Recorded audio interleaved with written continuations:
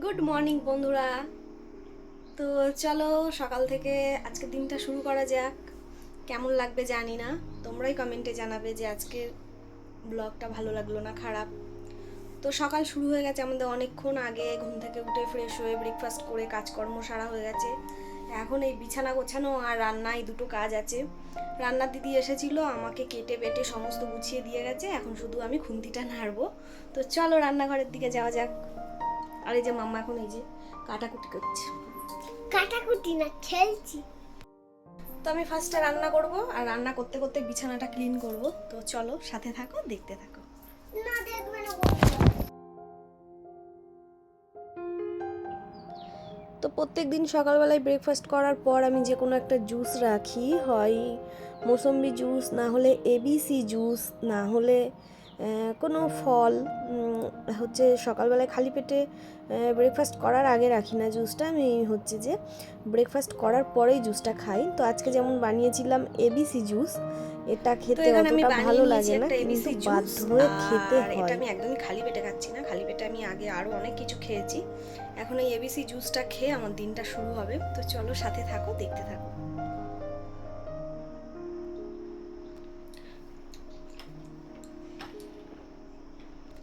তো দেখলে ওখানে মাম্মা খাচ্ছে, এখানে আমিও খাচ্ছি। না বন্ধুরা, আমি খাচ্ছি না। খেতে খারাপ লাগলেও এটা কিন্তু খুবই উপকারী একটা জিনিস। আমার স্কিনটা মাঝখানে খুবই খারাপ হয়ে গেছিলো, তো এটা খেয়ে খেয়ে আমার স্কিনটা বেশ আগের থেকে অনেকটা ভালো হয়েছে। আর তার সাথে ডাক্তারের লেখা একটা ফেস ওয়াশ, যেটা আমার প্রেমে পড়ে গেছি। দারুণ দারুণ দারুণ, খুব দারুণ ফেস ওয়াশটা।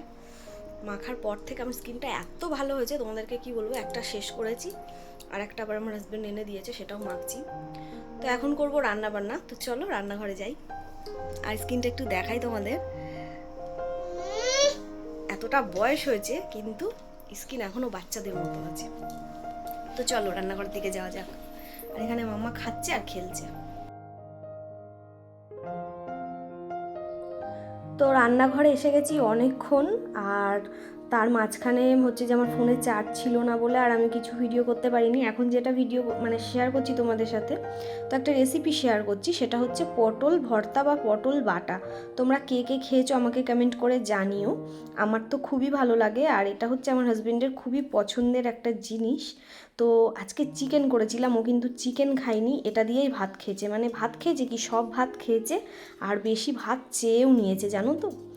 তো ফার্স্টেই আমি পটলগুলো কেটে কুচো কুচো করে ধুয়ে একটু রসুন, একটু কালো জিরে ফোড়ন দিয়ে ভেজে নিয়েছিলাম। এই যে ভেজে এখন মিক্সিং জারে দিয়ে দিলাম।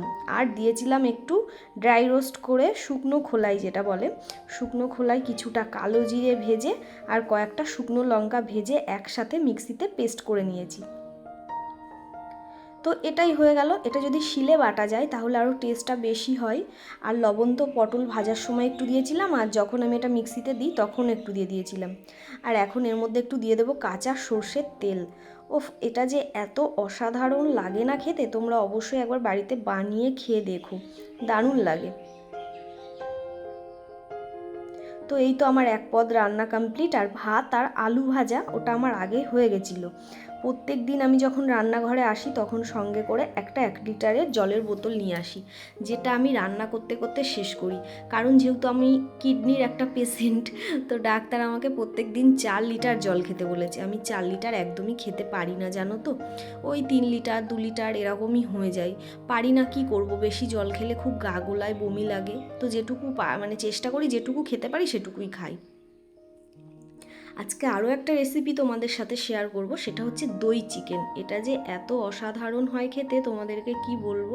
এটাও তোমরা যখন চিকেন আনবে একদিন বাড়িতে বানিয়ে খেয়ে দেখে আমাকে কমেন্ট করে জানাবে যে কেমন খেয়েছিলে।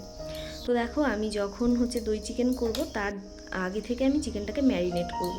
তো এখানে যে রেগুলার মশলা, হলুদ গুঁড়ো, লঙ্কা গুঁড়ো, ধনে গুঁড়ো, জিরে গুঁড়ো, আদা রসুনের অল্প একটু পেস্ট, অল্প একটু পেঁয়াজ কুচি, টমেটো কুচি, আর খুবই অল্প পরিমাণে কাঁচা সর্ষের তেল, আর তার সাথে যেটা মেন জিনিস সেটা হচ্ছে দই। তো আমি এখানে এটা কতটার প্যাকেট ঠিক বলতে পারবো না, 200 গ্রাম মতো হবে টক দই, তো আমি হাফটা মতো দিয়েছিলাম।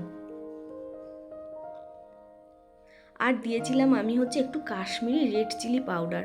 তো এখানে জানো তো এটাকে ম্যারিনেট করে কিছুক্ষণ রেখে দেবো, তারপর এটা রান্না করব। আর তার আগে তোমাদের আমি একটা কথা বলি, আমি এই হচ্ছে যে 2.5-3 মাস মতো হচ্ছে একটা ওটি হয়েছি। তো আজ 3 মাস ধরে আমাদের বাড়ির চিকেন একদমই খুব লাইট, মানে চিকেন এত লাইটভাবে রান্না হয়, সবজি দিয়ে হয়, স্টু টাইপের হয় কোনো সময় হচ্ছে তোমার একদম পাতলা চিকেনের ঝোল হয়। তো আমাদের তো আগে বিশাল রসিয়ে কষিয়ে খাওয়া দাওয়া হতো, আমার রুটি হওয়ার পর থেকে সে সমস্ত বন্ধ, সব পাতলা পাতলা ঝোল ঝোল খাওয়া হয়।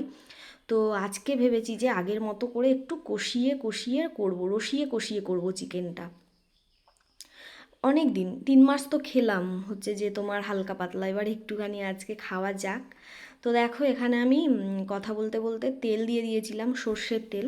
আর তার মধ্যে গোটা গরম মশলা, আমি গোটা গরম মশলার মধ্যে শুধু এলাচটাই দিই, দারচিনি লবঙ্গ দিই না।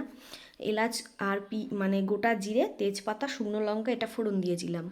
দিয়ে আমি যে আদা রসুন বাটাটা ছিল সামান্য একটু ম্যারিনেট করার সময় দিয়েছিলাম, আর বেশিটা আমি এই তেলের উপরে একটু পেঁয়াজ দিয়েছিলাম, দিয়ে আদা রসুন বাটাটা দিয়ে সেটাকে একটু ভালো করে হচ্ছে যে কষিয়ে নিয়েছিলাম।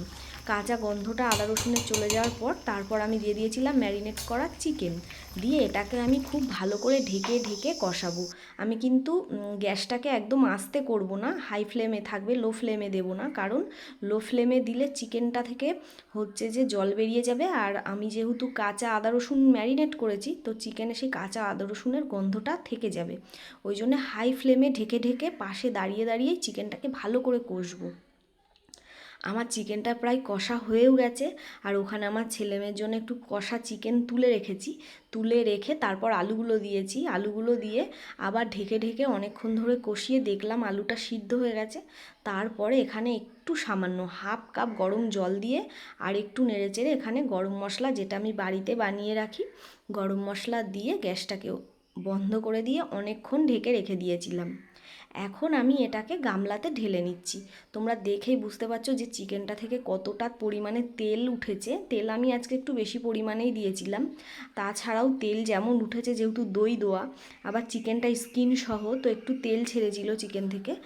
আর বুঝতেই পারছো যে কতটা মানে জুসি ভাব হয়েছে চিকেনটা, এত সুন্দর লাগে না খেতে এইভাবে রান্না করলে, তোমাদেরকে কি বলবো। তোমরা কে কে এইভাবে রান্না করো আমাকে কমেন্ট করে জানিও। আর যদি কেউ না করে থাকো তাহলে অবশ্যই এইভাবে করে একবার খেয়ে আমাকে কমেন্টে জানিও। চিকেন রান্না কোনো হাতি ঘোড়া কাজ না, আমরা সবাই চিকেন রান্না করতে পারি। চিকেন যেভাবে রান্না হবে সেইভাবেই খেতে ভালো লাগে। মাছ দেখবে মানে অন্য রকম হলে খেতে ভালো লাগে না, কিন্তু চিকেন তুমি যেভাবেই রাঁধো সেইভাবেই ভালো লাগে, তাই না? তো হাফ দইটা ছিল, হাফ দই তো এখন 3 গ্লাস লস্যি হবে না। তো তার মধ্যে আমি একটা বড় আম কেটে দিলাম আর দিয়ে দিলাম কয়েক টুকরো বরফ। আমি না এখানে হচ্ছে যে মিষ্টিটা দিতে ভুলে গেছিলাম, তো মানে ব্লেন্ড করার পরেই দেখো এখানে বাতাসা দিলাম। যেহেতু আমি এটা একটু হেলদি ওয়েতে করছি, তো এখানে বাতাসাটা দিলে কি হবে জানো তো, শরীরটা ঠান্ডা থাকবে। যেহেতু একদিকে তো দই, তারপরে বাতাসা, এই গরমে এরকম টাইপের একটু মাঝে মধ্যে খাওয়াটা দরকার। মাঝে মধ্যে না, আমার কিন্তু এরকম টাইপের লস্যি বলো বা জুস বলো, প্রত্যেক দিন কোনো না কোনো একটা কিছু রাখতে হয়। হয় ডাবের জল, না হলে তোমার মৌসুম্বি লেবু, না হলে ডালিম, না হলে তোমার পাতিলেবুর জুস, না হলে লস্যি, এই টাইপের কিছু কিছু খাবার আমার কিন্তু প্রত্যেক দিনই থাকে, কারণ এগুলো আমাকে ডাক্তারই খেতে বলেছে।